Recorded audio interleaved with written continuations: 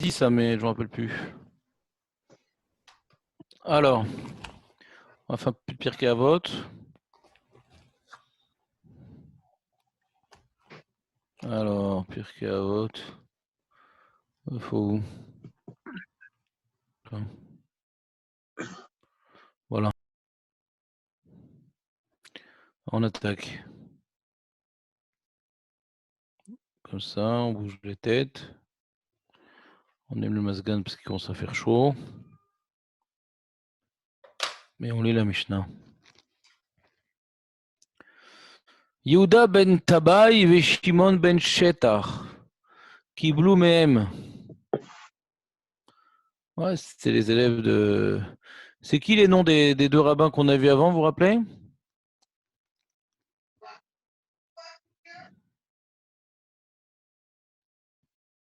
Vous vous rappelez le nom des deux rabbins qu'on a vus avant? Nitai Arbeli. V.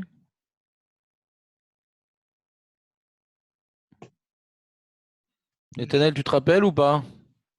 Yeshua ben Beraya. Ben Perachia. Ouais, je peux pas trop répondre, alors j'écoute. Hein. Tu peux pas trop répondre, qu'est-ce qui t'arrive? C'est pas ton genre. C'est son frère. Ah, c'est moi qui garde tous les enfants tout seul. Ma femme, elle est pas là. Ah, elle est partie travailler? On va faire les courses. Eh ben, à cette heure-ci, quelle mauvaise idée. Alors, on continue. Yehuda ben Tabai, Shimon ben Shetar, Kiblou mehem. Donc, Yehuda ben Tabai, en personne, Shimon ben Shetar lui-même. Ils ont reçu donc de leurs prédécesseurs, c'est-à-dire de, comment il s'appelle? On a dit Yoshua ben Perachia et Nitai Barbeli. Yehuda ben Tabai Omer, Alta Satzmecha Keoreche Adayanim. Oreche Adayanim. Ukesheyu Baale Dinim Omdim Lefanecha. Quand les Baale Dinim, les parties en présence au tribunal se tiennent devant toi, qu'ils soient à tes yeux comme des Rechaïm. Pas tu as l'air tzaddik, tu as l'air pas tzaddik. Non, les deux, ils doivent être coupables à tes yeux. Ou Niftarim, il est fanecha. Mais quand maintenant il quitte le tribunal, pas quand il meurt, quand il quitte le tribunal, Yu benecha kezakain. Il soit tes yeux considérés comme innocents. Bien entendu, les kéchés qui doivent les mettre à din, à condition qu'ils aient accepté le din. Mais si le mec il dit non, c'est quoi cette histoire? C'est de manipulation. Shimon ben Shetar, Omer, Eve marbe lachakor et ha'edim, Veve zahir bidvarecha. Donc, insiste sur l'effort d'être roker taedim, de venir bien vérifier la véracité et la précision des propos des témoins, qui sont la base du jugement, bien sûr. C'est bon, tout jugement est basé sur un témoignage. Veve zahir bidvarecha. Et soit Zaïre, c'est pas un pays africain, c'est tu fais attention les Zaïroutes, fais attention à tes paroles. Quand tu es juge et que tu es en train d'expliquer quelque chose, alors une des parties dit ah oui, peut-être il veut me dire ça, etc. Ça va peut-être lui donner des idées de mentir. Ah, Caniré, dans ce cas-là, c'est permis. Ah non, non. Donc fais attention de bien de pas entraîner de glissements malheureux, qu'à cause de toi, le juge, une des deux parties va trouver des idées de mensonges pour pouvoir s'en sortir et donc détourner le jugement qui ne sera plus impartial, parce que tu l'aurais quelque part aidé à trouver un joli mensonge qui est susceptible d'obtenir gain de cause grâce à ce mensonge. Voilà, donc vous pouvez remarquer avec beaucoup d'émotion que cette Mishnah-là vient focaliser sur le Beddin. Cette Mishnah-là vient focaliser sur le Beddin.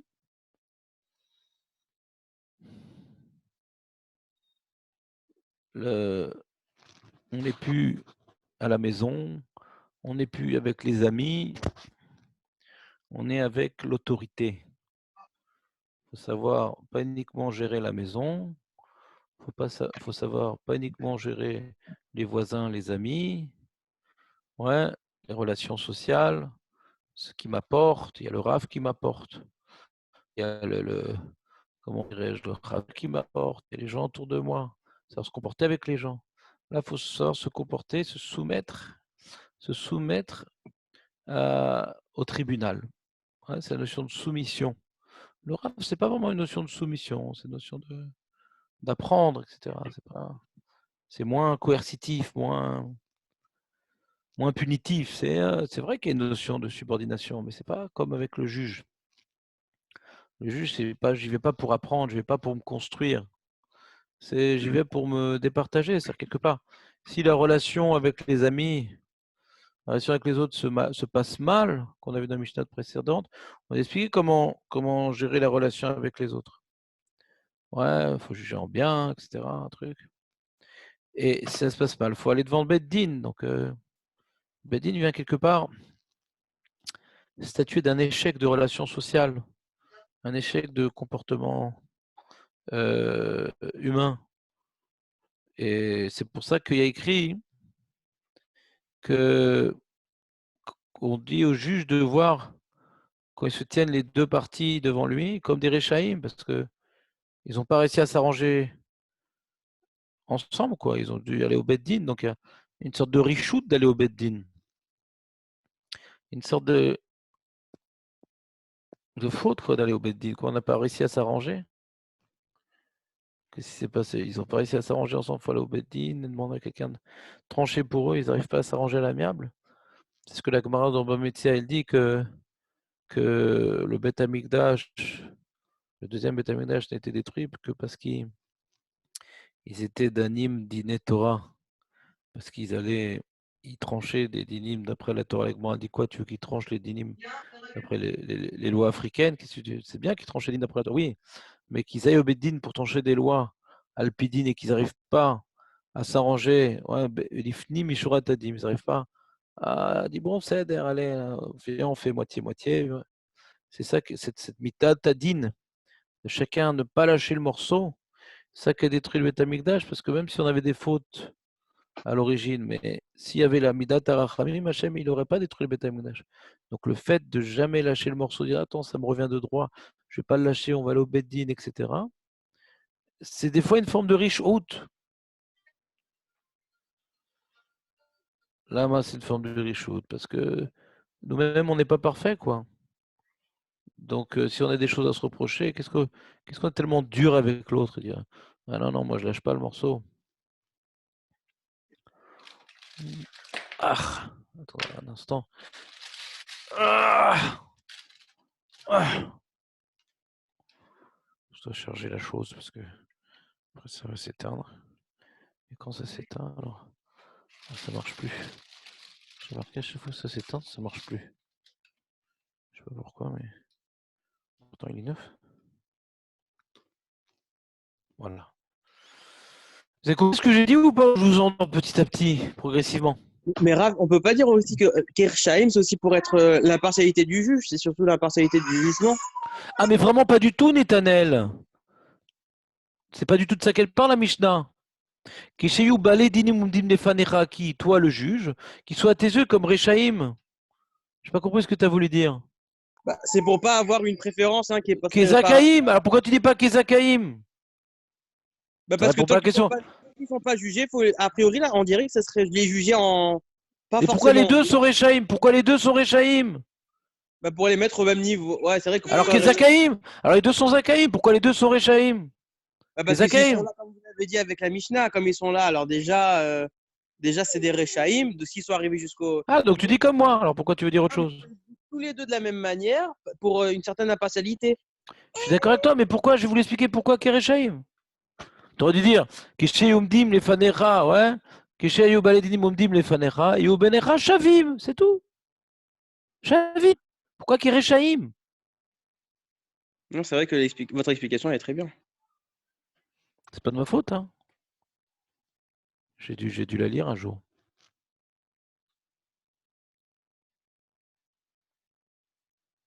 Tu vois, Rachid explique comme toi. Rachid te dit You benecha kireshaim, shelo tarshov belibra, que tu ne penses pas dans ton cœur, zechashuvu. Ali, c'est quelqu'un d'important, il a une belle barbe et tout. Il n'y a même pas des cornes. Veloaya medaber sheka, il a l'air de dire la vérité. A priori, on doit être impartial. Et Loï benecha shneem shkulim keechad. Rachid, il dit comme toi, mais ça ne rentre pas dans les mots de la. Tu comprends? Si c'était écrit comme Rachid, j'aurais accepté ce qu'il dit. Parce qu'il dit, et là, ils sont égaux. C'est pas ça qui est marqué dans le Mishnah. Il faut justifier le choix de ce jugement de valeur. Rachid ne veut pas donner de jugement de valeur, mais la Mishnah le dit. Bah, je pense en réalité qu'en disant Kershaim, c'est comme ne pas être.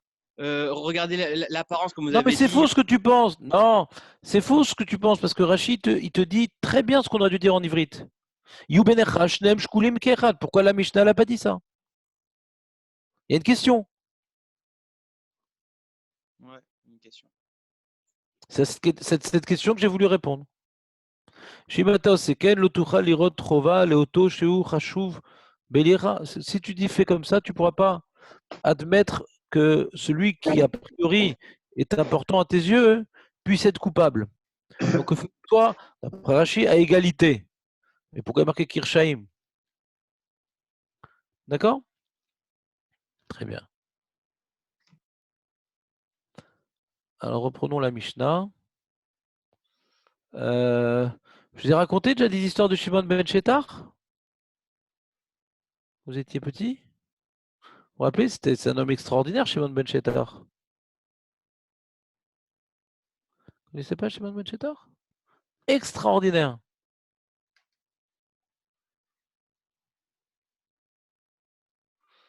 Voilà.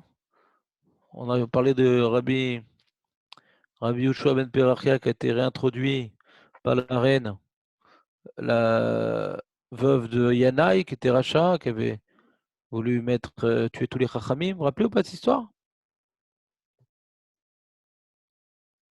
Et donc, quand il est mort, le Yanaï, Améler qui était Racha, donc la reine, elle a régné en suivant les conseils de Shimon ben Shetar, qui était. Vous vous rappelez, c'était qui Shimon ben Shetar par rapport à la reine? Son frère, non? Voilà, son frère, Razak.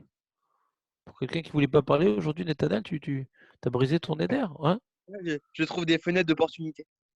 Razak, Windows, on va l'appeler. Je vais apporter toutes sortes de Gmarot, tu vois. Il y a une Gemara dans Ta'anit qui dit Bimé Shimon ben Shetar, Yardou Laim Geshamim, Belele Reviot, Belele Shabbatot, Hachinasu Chitim, Kiklayot, Veseorim, Kigarine Zetim. Il y a une grande prospérité à l'époque de. C'est un grand tzaddik Shimon ben Shetar qui a réussi à éliminer les Zdukim, qui a réussi à réintroduire la Torah dans l'âme Israël, et ça fait une grande bracha matérielle en Eretz Israël. Et tellement, on a vu la bracha grâce à sa tzidkout, ouais, qu'il a réussi à répandre dans le âme, que ça nous a fait prendre conscience, nous dit Agmara, combien la faute, elle est à l'origine des souffrances. Parce que comme maintenant il y a un tzaddik qui arrive à réintégrer la Torah dans le âme, regarde comme quoi il y a la bracha, Bechukota et Telechu, Parashat Hashavua.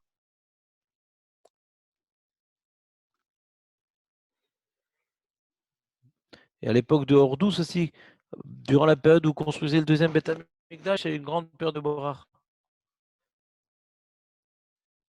Pourquoi? Hachem, il est venu accompagner la rénovation du deuxième Beth Amikdash lors de Hordous.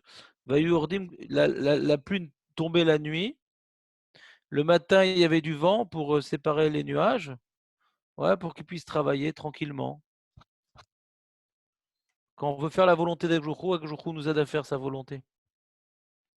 Donc Shimon ben Shetar, c'était une période d'accalmie spirituelle durant tous les troubles qu'il y avait contre les Tzdukim et l'influence grecque, etc. C'est un homme extraordinaire, Shimon ben Shetar. Et il avait peur de rien. Vous voyez mon document ou pas là?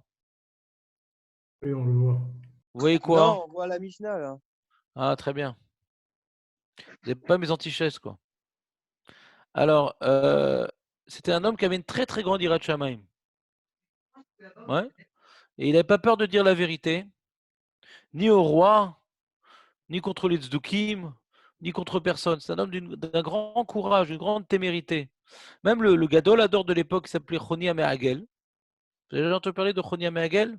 Oui, celui il a fait le rond pour que la pluie elle tombe. Exactement. Et, et, et, et Rabbi Shimon Ben Shetar, il a dit c'est pas bien de faire comme ça, c'est pas comme ça qu'on prie Hachem. T'imagines? Moi, je viens dire ça à Rav Eliashi ou hein? Il n'a pas peur de dire, Chachamim nous ont appris qu'il faut prier de manière suppliante, que Hachem ne nous doit rien, pas Hachem, hein, je sors pas de là tant que tu n'as pas fait tomber la pluie. Il a dit au Gadol, lo karamit palelim. Et même Yehuda ben Tavek était Nassi, il osait lui dire des choses. Alors ça, c'est Mara dans ma côte. Il y a marqué Amar Rabbi Yehuda ben Tebai, Ere banechama imlo harakti et zomem. להוציא מלמד של צדוקים שאומרים אין העדים זוהים נהרגים עד שיהרג הנידון. אמר לו שמעון בן שטר, הרי נראה אם לא, שפכת דם נקי. C'est-à-dire les tzdukim, comme je l'ai dit, il y avait une grande guerre contre les tzdukim. Les tzdukim, eux, par rapport à la paracha de Edim Zomemim, connaissez la paracha d'Edim Zomemim, c'est un sujet où la Torah nous dit que quand il y a des témoins qui m'ont accusé d'être meurtrier, quand on trouve un témoignage qui dit mais vous n'étiez pas là ce jour-là, ouais. Eh bien, donc on a prouvé qu'ils ne pouvaient pas témoigner contre moi parce qu'ils étaient ailleurs.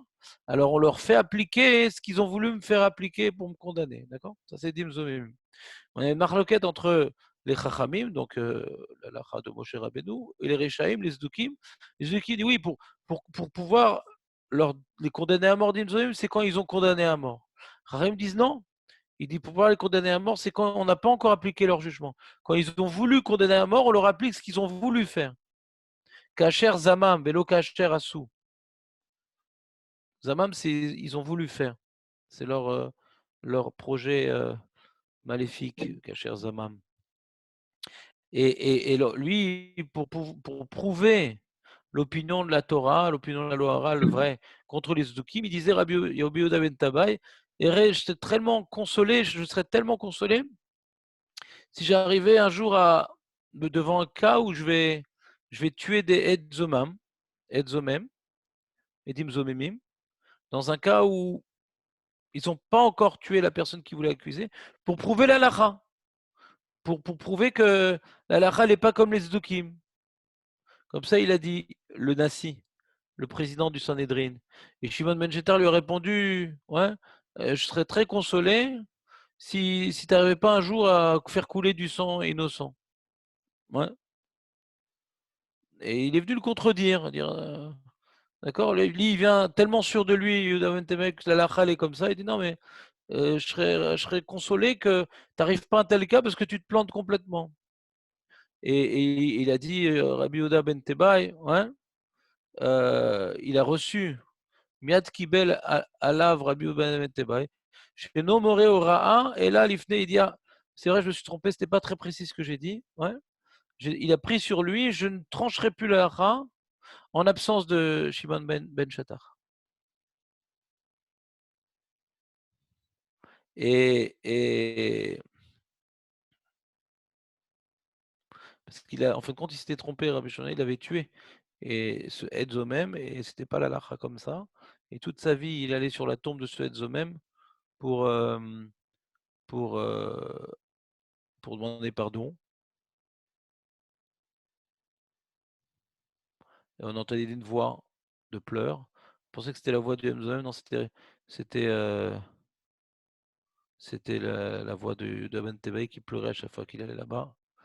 Et il a regretté d'avoir tranché une fois une halakha en absence de Shimon ben Shetar. Voilà, donc on voit la force de Shimon ben Shetar également en halakha. Il n'a pas peur de dire ce qu'il pense, ouais, contre Yechoni Améhagel, contre le Nassi, même contre des personnalités romaines importantes, par exemple, Ingmara dans Brachot Afiutet Amud Aleph. Il y a marqué Shalarlo Shimon ben Shetar Yechoni Améhagel. Ah, ça c'est par rapport à Yechoni Améhagel, je sais pas pourquoi j'ai marqué là. Cette note-là, elle est fausse, attends. Une seconde. Ah, il y a aussi, ouais, il y a les deux, d'accord. Il y a la Gemara là-bas dans Brachot Yutet où on voit que il est venu. Et tu mérites d'être excommunié, l'a dit Achoni et Meragel. C'est pas comme ça qu'on prie Hachem. Mais bon, comme tu es un tzaddik et on voit qu'Hachem écoute ta prière, hein, même si tu mérites l'excommunication, je vais pas le faire parce que tu es un tzaddik. Mais si c'était pas toi, je t'aurais excommunié. Alors, Todous, Ishromi, il y avait un monsieur qui s'appelait Todous. Todous. On aurait dit tout doux, mais lui, il l'appelait tout douce. Ouais. Alors, Ishromi, Ini Gedbne Romi Lachilan Gedim Ekulas Belel Psachim. C'était qu'on dirait un juif romain. Et à Pessar, et il faisait manger des agneaux d'une certaine manière. Je ne me rappelle plus c'est quoi. Shalach le Shimon ben Shetar, il m'allait Todou Satag Ranidouy. Ah, c'est pas dans le. Ah, et venez Romy. À Rome, il leur faisait manger à Rome des agneaux grillés. Et il a envoyé un message, il dit, c'était une grande personnalité de l'époque, il a dit, tu mérites l'excommunication, mais si tu n'étais pas une personnalité aussi importante, je t'aurais excommunié. Comment on fait un truc pareil? En dehors d'Israël, on mangerait des corbanes, des agneaux grillés à Pessah, chas v'shalom. Donc il disait vraiment ce qu'il pensait, de manière même menaçante, en disant, tu mérites l'excommunication, mais bon, je peux pas. Donc on voit que il n'avait peur de personne. La vérité était pour elle la vie.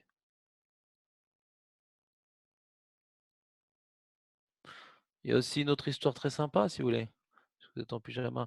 Il y a dans Sanhedrin Yutet, on avait dans Brachot Yutet, mais dans Sanhedrin Yutet. Amar Rav Yosef, Lo Shanu Ela Malché Israël, Malché Bet David, etc. Alors, un roi, on ne le laisse pas hein, être jugé indigne. David Ameler, lui, jugé indigne. On voit qu'il était lui-même juge, mais ils ont fait une takana que malgré les malachim qui ne sont pas descendants de David Ameler, les malachim Israël, donc étaient moins de sadikim, pour pas dire Hachaim, ils les laissent pas juger. Pourquoi? Mishuma Seshaya, Davde de Anaï, Malka Katanafsha. Yanaï Malka, il avait fait un juge, il a décrété sur lui la mort. Amar le Shimon ben Shetar le Chachamim. Alors, Rabbi Shetar, il est venu voir les Chachamim qui s'étaient associés au jugement de Yanaï Ameler. Il dit quoi, c'est quoi ça? Vous avez condamné à mort quelqu'un comme ça? Mais il n'y a pas suffisamment de preuves et tout. Il est venu, Shimon ben Shetar, pour parler aux Chachamim, aux Dayanim proches du roi. Il dit regardez-moi, tenou enechem bo. Non, il dit regardez-le maintenant, celui que vous voulez condamner à mort. Vous n'avez pas honte? Ouais. Shalach avdecha katal nafsha shadre lehu shalach lehu ta anat nami lacha boad beba'alav amar Torah ou yavo ba la shov yamod al shoro ve'ata ve'ativ amar le Shimon ben Shetar yana yamelech. Ouais, c'était une histoire d'un animal qui avait des chors de Yanaï qui avait tué. Normalement, le din, c'est que il doit payer un coffert, celui qui a tué. Et ils ont innocenté Yanaï Meller, qu'ils avaient peur de lui, ils l'ont innocenté. Alors, Shimon Ben Shetar dit, il faut convoquer le Yanaï Meller. Il l'a convoqué. Amand al-Ragler, v'yaducha. Et il a dit à Yanaï Meller, lève-toi, quand on convoque quelqu'un au tribunal, va debout, lève-toi. On va maintenant faire un témoignage contre toi, parce que tu ne te tiens pas devant nous, des hommes.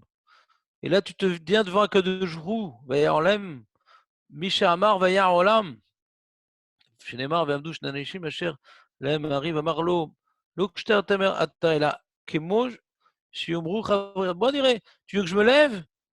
Tu veux que je me lève, moi, le roi? D'accord, toi, tu dis comme ça. Voyons voir les autres juges.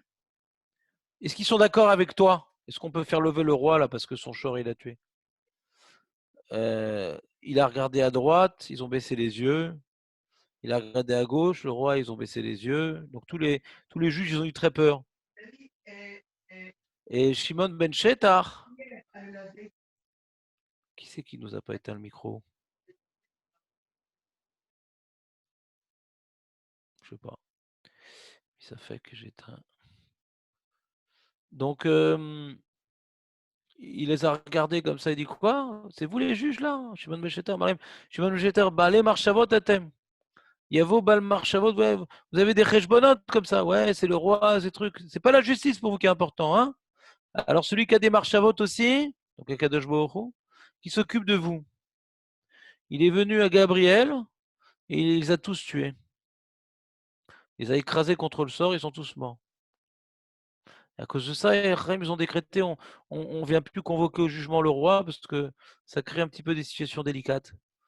Donc on voit encore une fois, Shimon ben Sheter, il n'a pas peur du tzaddik, de Roni Madmehagel, il n'a pas peur de Yuda ben Teba, il n'a pas peur des personnalités romaines, il n'a pas peur du roi, il n'a pas peur des juges. Ish Emet. Monsieur ou pas? C'est pas beau ça?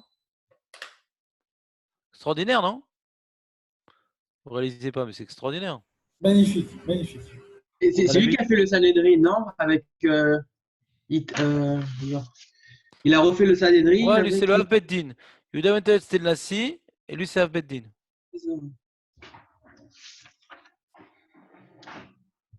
Il faisait aucune aussi entorse à la loi. Il y avait son fils, ouais, qui avait été dénoncé mensongèrement par 2 faux témoins. Et il n'a pas réussi à prouver que c'était des faux témoins.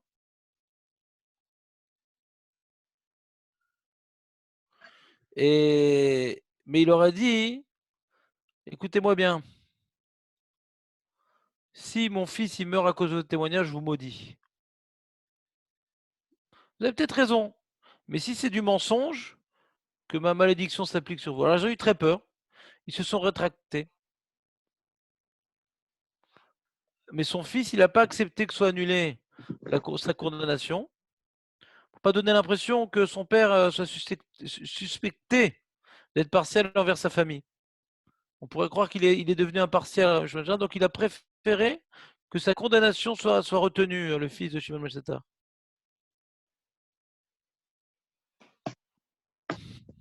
C'est la vérité, même au dépend de la vie de son fils. D'où c'est Gemara? C'est Mishnah dans Sanhedrin.